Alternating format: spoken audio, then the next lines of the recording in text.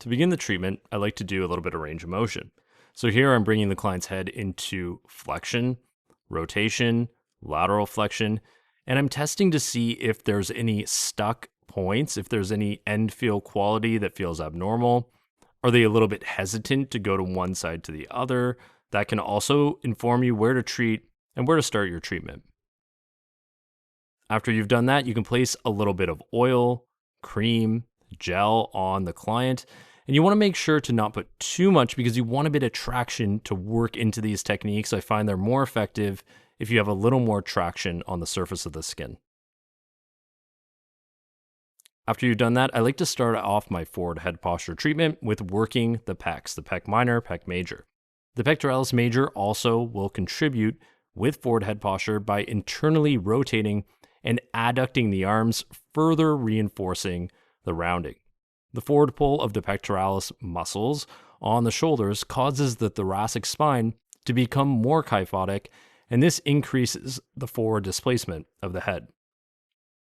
With this technique, what I like to do is I sink my body weight and fist into the pec major, and then I'll move the arm up and stretch through that muscle and follow it all the way up into the anterior deltoid. And I'm looking to pull that muscle, that big muscle that is the pectoralis major, down and back. So as you guys can see here, I'm using my body weight to sink my knuckles and fist into the pec major. And then with my leg, I'm moving her arm up, and I'm also going all the way into the anterior deltoid, stretching the entirety of that muscle into the attachment points. Starting in on the neck, we're going to focus on the SCM. The SCM becomes hyperactive to help stabilize the forward-leaning head, even though, to be honest with you, it's not well suited for that prolonged postural support job.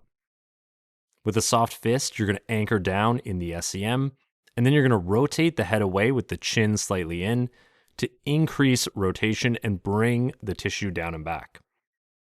Next up, we're looking to do a nice stretch technique. So the SCM is going to pull the head downward and forward, and it's going to exacerbate the head's forward projection, and it creates a vicious cycle of dysfunction. What we're trying to do here is we're bringing the SCM down and back with a soft fist, and we're following it all the way up into the mastoid process, around the scalp, around the ear.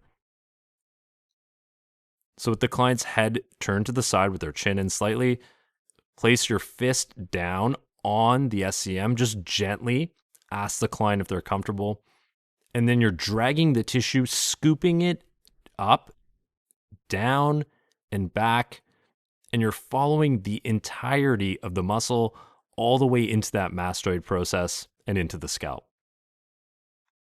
Once you've softened and lengthened the SCM muscle, then you can get in on the anterior scalene. Slide one fingertip just behind the SCM muscle and find where there's a point of tension or a tight band. Then you're going to do a positional release by shortening, by laterally flexing their neck towards your fingertip. And then you're just going to hold this until the muscle relaxes. In forward head posture, the scalenes are working overtime as they try to stabilize the neck, and this is going to lead to chronic tension and shortening. And these muscles are very important to relax forward head posture. Once you've worked the anterior scalene, you can work the other scalenes, along with the levator scapula and the upper trapezius.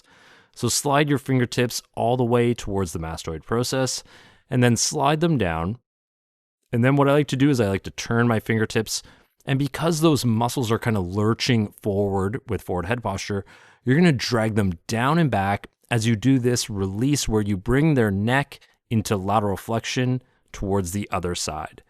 So I'm dragging my fingertips down and back, and then I'm laterally flexing and slightly rotating their head. And I'm going to do this 3 to 4 times until it really stretches out that attachment site. Once you've done that, then we're going to work on the upper trapezius. The upper trapezius is chronically overactive, as a lot of other muscles are with this condition, because it's trying to counterbalance the forward pull of the head. This creates excessive tension and fatigue. So I like to do another positional release here, where I find where there's a tender or trigger point, I'll shorten the muscle by bringing their head towards my fingertip, And then I'll hold until this muscle relaxes and there's a sense of tension being released. Once you've done that, then I like to take my fists on both sides of the upper traps and I'm kind of steamrolling. I'm stretching those upper trapezius muscles out towards the shoulders. I'll even do a technique where I kind of drag the upper traps on both sides down with my fists and just stretch and elongate those muscles.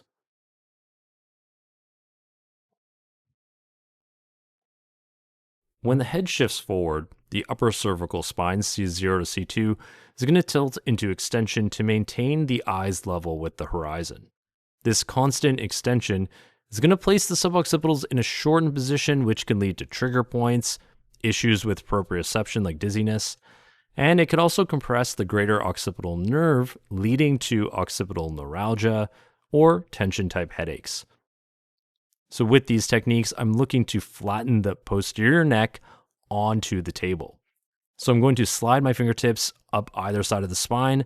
And then once I reach the base of the skull, I'm going to use my fingertip pads to slowly, gently, easily stretch those suboccipital muscles down and back.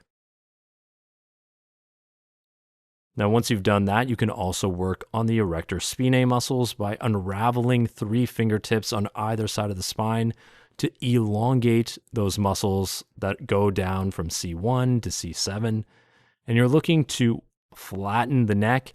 Your intention and focus is to really create length in the areas where there's stuck tissue in the back of the neck.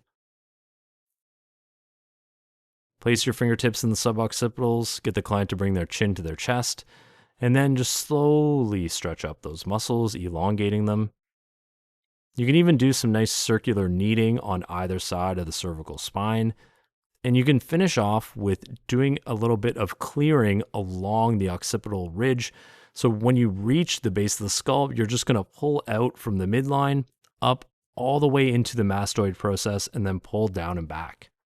Before I go in and do any joint mobilizations, I like to work the superficial posterior neck muscles, the splenius, by rotating the head away, and then I'll work from the upper cervical spine and go around that ribbon-like muscle into the thoracic spine. Now, I want you guys, as you're sitting there, to place your head in a forward head posture. You're going to notice that the lower cervical vertebrae, C3 to C7, are going to be in a state of excessive flexion. And naturally, your upper cervical vertebrae, C0 to C2, are going to go into hyperextension to maintain your head's horizontal alignment. Joint mobilizations are going to help to restore proper alignment and range of motion in all of those irritated spinal segments. So you're going to reinforce your fingertip by placing one hand under the other, and then you're just going to lift up in an anterior to posterior glide, and you're just going to lift up every segment of the spine, which is going to help to reduce irritation by increasing synovial fluid movement, promoting lubrication, reducing inflammation, and also stimulating mechanoreceptors, which decrease pain perception and reduce protective muscle guarding. Another option is to do a cervical spine traction by using your body weight to gently pull the head back and each segment of the spine opening up one at a time, and holding this for about 10 seconds. Another thing you could do if it's not within your scope of practice to do joint mobilizations is place your fingertips in the occipital ridge, in the suboccipitals, and use that to traction the neck back naturally, which will traction the muscles and the joints by you just working in that muscle. Now, after you've finished all of that, you can do some nice effleurage to flush out all the muscles, ease the tension in that area, and then you could do some retesting for the neck. So you can place the head in flexion. You can do rotation from side to see how that's feeling. And then you could also do lateral flexion, which is usually going to be one that's quite stuck, so she's feeling pretty good on this side. And then as I move her to the other side, she's a little restricted. So I would say she probably needs another treatment. So I'd invite her to come back in a week. Now, if you're lucky enough to have a shower in your home, clinic, or spa, you can do kinesiology taping for forward head posture.